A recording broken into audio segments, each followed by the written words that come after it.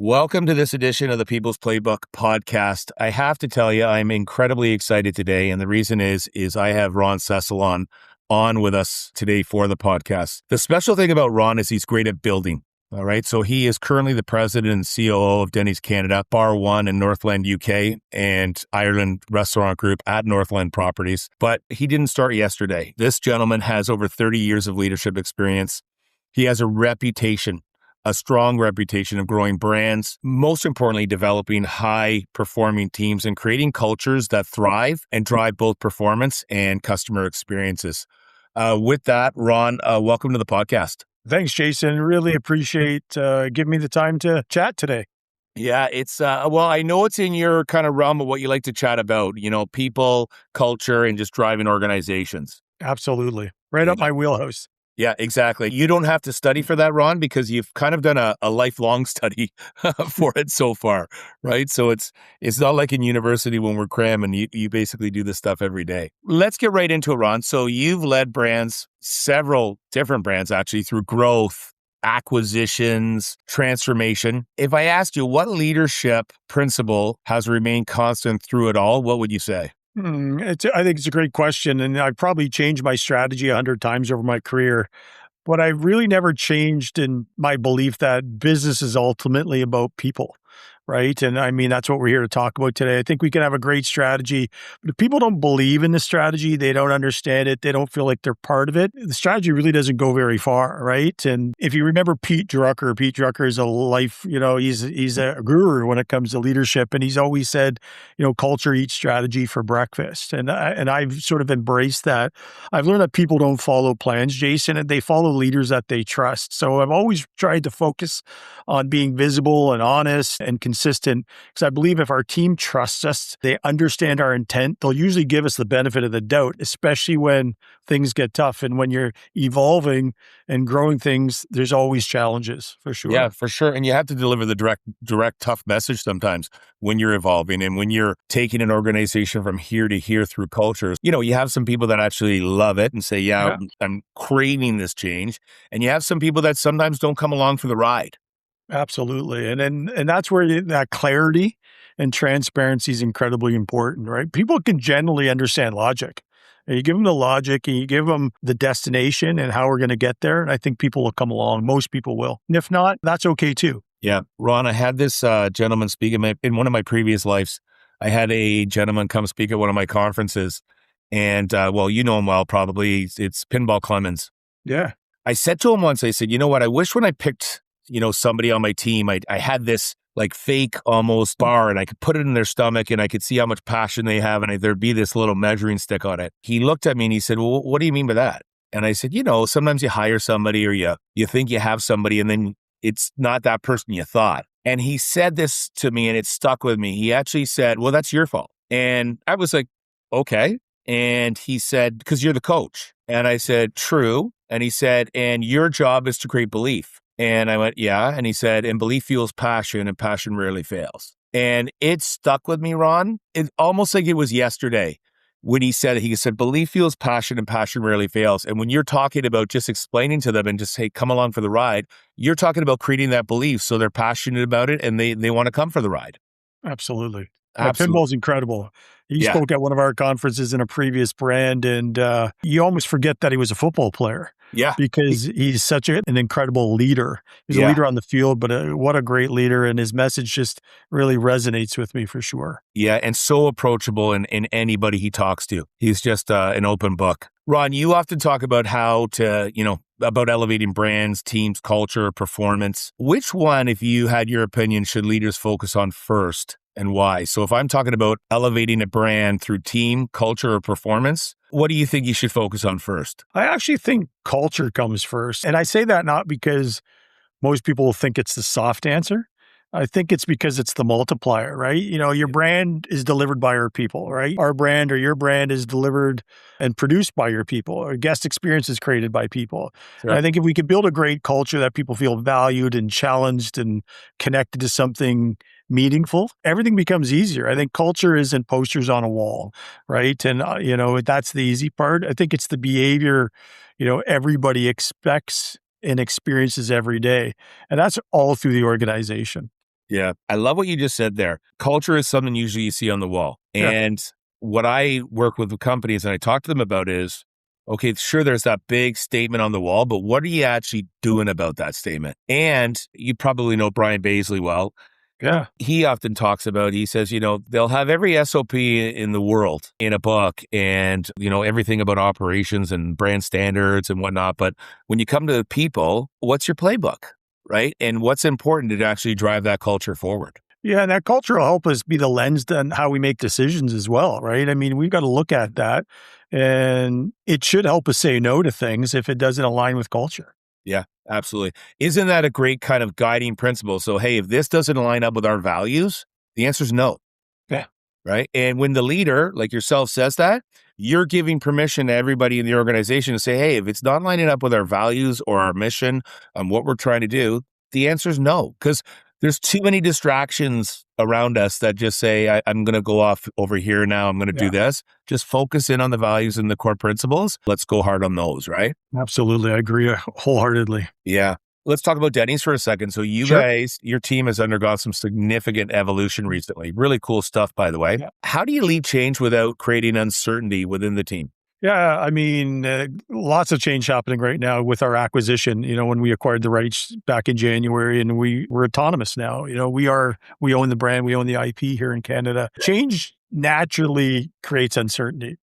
So we'd be foolish to pretend it really doesn't. Especially as a leader. I think what I found, people can handle almost any change if they can understand why it's happening and where it's going. And, Jason, I think we spend a lot of time talking about the destination at Denny's, not just the tasks that are going to get us there. And when people understand the purpose behind our change, I think they feel like less that the change is happening to them, and they start feeling like they're part of something bigger and they're building something better. And I think as leaders, we tend to underestimate how people watch us when change is happening. They watch what we're doing more so than listening to what we're saying. And I think during change, consistency is paramount. It becomes more important than when we're not changing in the business.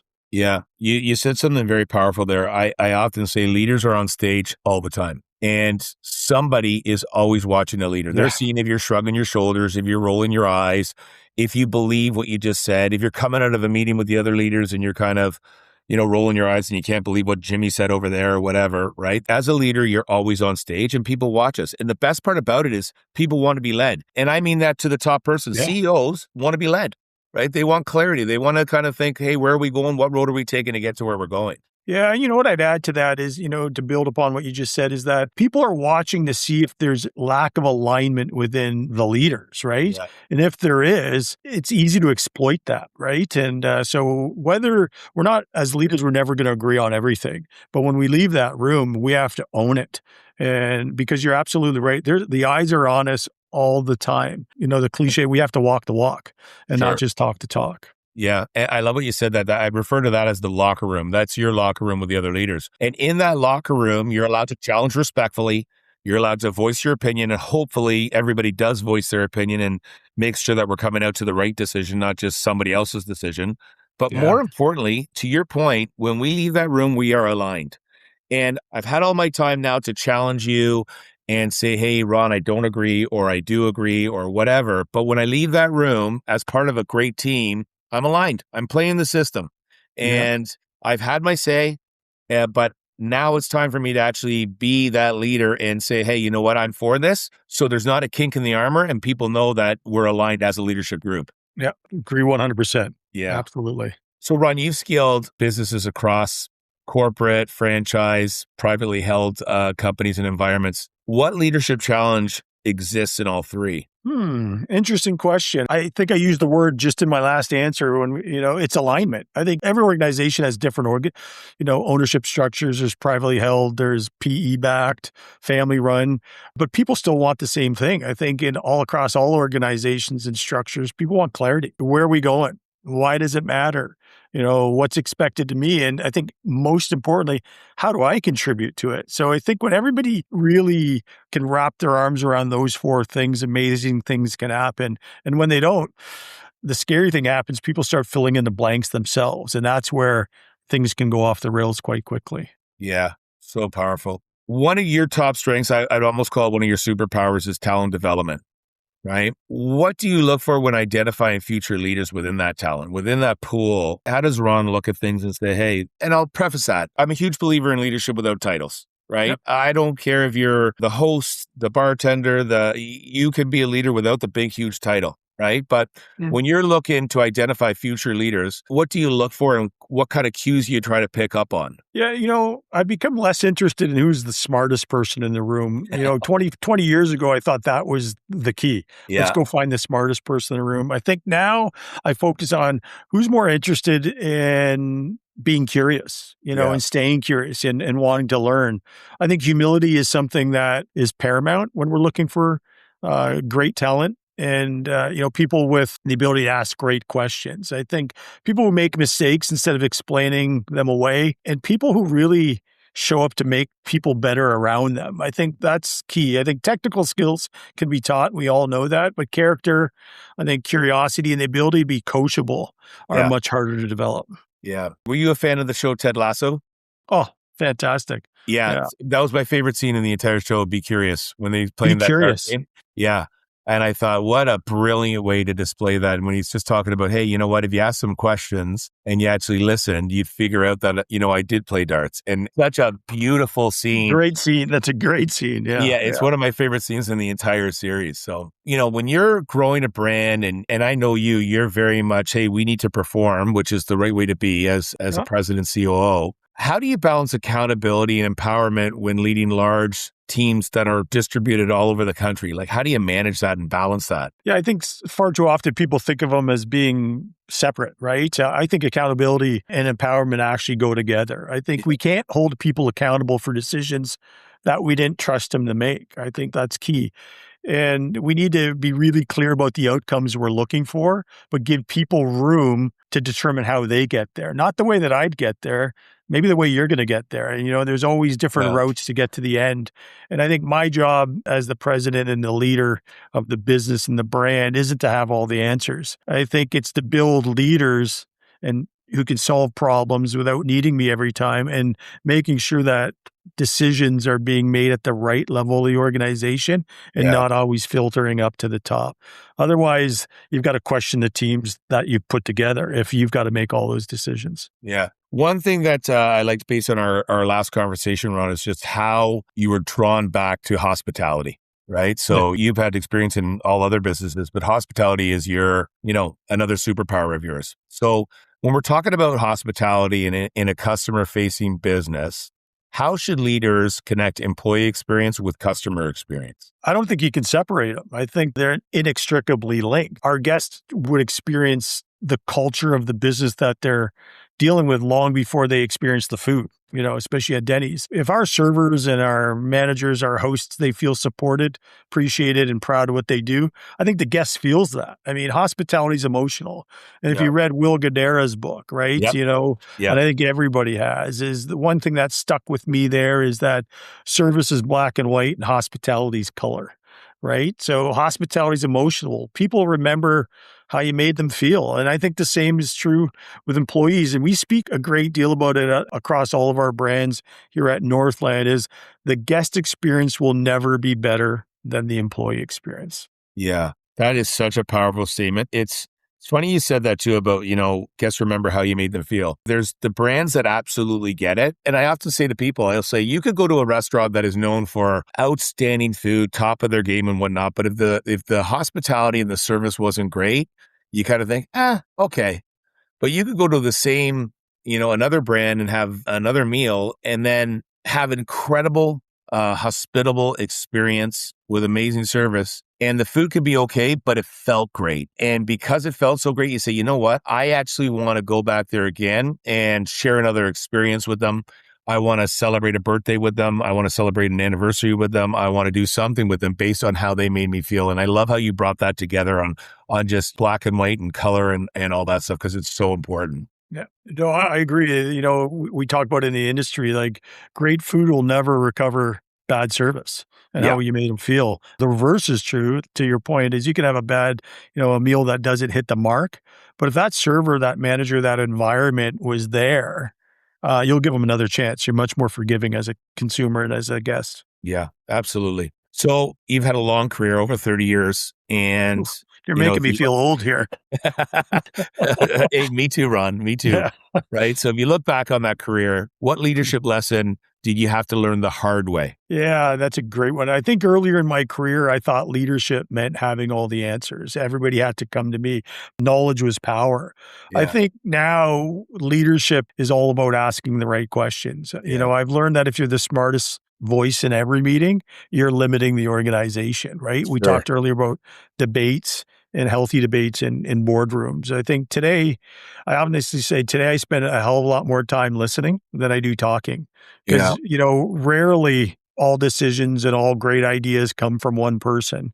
Yeah. And that's been a massive shift. I used to think that I had all the ideas. Now, what's great about our role and, when you lead the brand, I get to scale people's ideas, That's right? good. That's the cool thing that I get to do Yeah. and celebrate those ideas through the organization, right? Not Yeah. take them as my own and take all the credit, but Yeah. that's the beauty of being a leader, in my role is being able to scale people's ideas. It's a true honor to be able to do that. Yeah. Isn't it amazing when a leader says, I don't know? Yeah. We've seen some leaders, and again, I think at some points in my career, I tried to be that person that knew everything as well. Because I thought, Well, to your point, I thought, am I supposed to know this? And yeah. I didn't want to be caught in a position where, oh, I'm supposed to know this and I don't. I think it shows such humility and it's so authentic when a leader is asked a question, especially in a crowd or in front of their team and whatnot. And they look and they go, yeah, I don't know that answer. Now, it's my job now as a leader to go find it.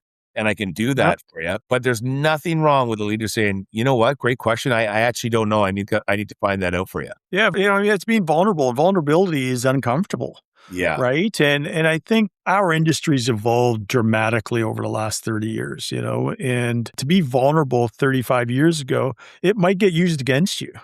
Right.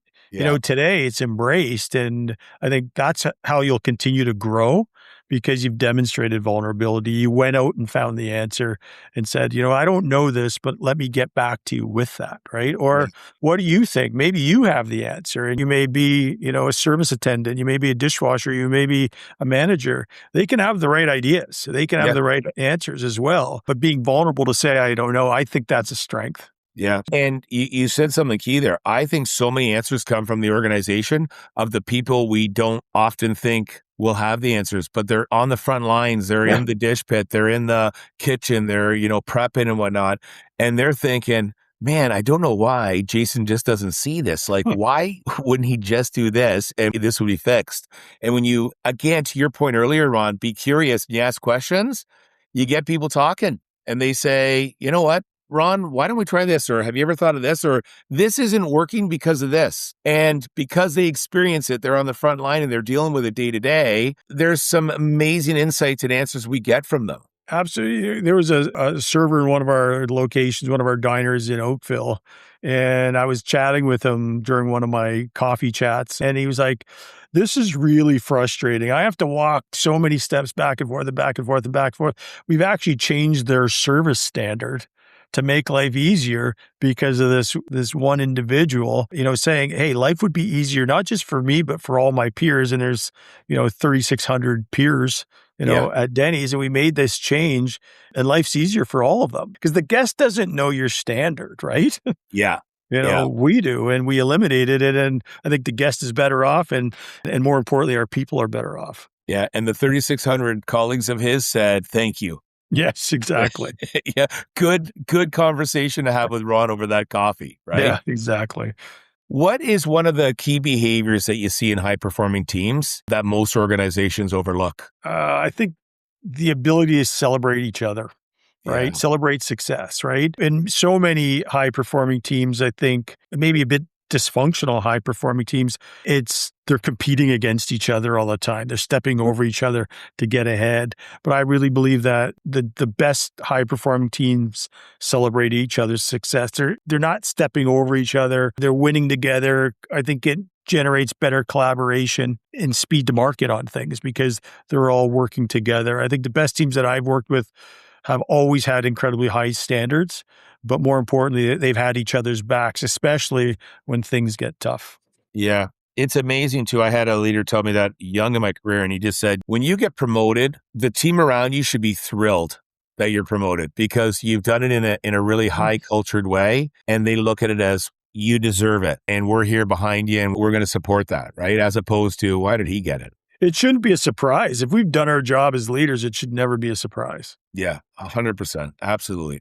Ron, I have two more questions for you. I know Sure. you're a busy gentleman, and I just want to ask a couple more questions before I get you back on your day. When people leave your team that you've led along the way, what do you hope they remember most about your leadership? We were talking about this just yesterday, with the team is, I hope they're better off because they came through our doors and they had the opportunity to work together and not just better operators. I think we often get too focused, Jason, on people being better operators, but better business people, better leaders, better personally. I think to me, that's a box, I tick every day to say I've made a difference. I hope they say they were trusted, they were challenged, listened to, because listening's so important. And given the opportunities that they may not have thought they were ready for, I believe in stretching people, right? And I wouldn't be where I am today if somebody didn't do that to me. So really at the end of the day, I think, businesses change and strategies evolve and careers move on. But if I can say I had a part in their growth and where they got today, and they feel like their growth as an individual, as a human, as a father, a mother has improved because they came through our doors, I'll celebrate that all day long. I love that. We have a lot, last question before I let you go, Ron, but we have a lot of younger leaders that are starting their career and they listen to us. And if I had to say, Ron, what is one of the things you would say to a young leader today to just help them on their leadership journey or help them through a company or help them through life and all that? What would that one leadership kind of piece of advice be for the younger generation? I think it's you take control of your own destiny. I think it's accountability. Be accountable, right? Accountable to yourself, accountable to your teams, and own things, right? We'd be naive to believe that we will get everything right at times, right? We often talk about working below the line and above the line. Below the line, people don't take accountability for things. They make excuses. They blame, right? So for a young leader as you're learning along the way, ask fantastic questions, but if you make a mistake, own it and learn from it. I think it's, whether it's in our industry or any industry, I think that's, for me, is that takeaways, if somebody can own something and, I'll work with them to get them to wherever they want to go in their career, whether it's with us or without. It's difficult to do that when people don't take accountability and ownership for their work, quality of work, the way they treat people. And when they make mistakes, they don't own up to it. So that's I what love my that. one. Yeah, I love that. I've given that piece of advice to my son as well. It's, you take all the argument out when you say, yeah, you know what, I could have done that better. I messed up there. I apologize for that. That's on me. Then all of a sudden the person's talking to you and they're like, oh, okay, so let's move forward then and see what we can do to make sure that doesn't happen again. Yeah, So absolutely. fantastic. Ron, thank you. Thank you for being a leader. Thank you for being a great leader. We have a lot of people that watch this pod and people's voices need to be heard. I'm a big believer that people remember the best leader they have. They also remember the worst leader they had. The two go hand in hand, right? They So do. thank you for giving us some of your time today, sharing some of your leadership, culture, kind of initiatives and what you're doing. I wish you nothing but the best in your current role. I know you're going to take that brand and I know you and the team are just going to skyrocket it based on kind of what your plans are and whatnot. And I'm definitely excited to see what comes up with that. So I'm definitely going to be one of the people that walk through those doors and say, you know what, let's see what the hospitality experience is here based on your leadership. So thank you for this. Thank you. No, my pleasure and my honor to be able to spend some time together with you, and look forward to your feedback on what we're doing at Denny's across all of our diners. Yeah, for sure. Awesome. Thanks, Ron. If you loved that session and that conversation as much as I did, would love to have you join our People Playbook community in the link below.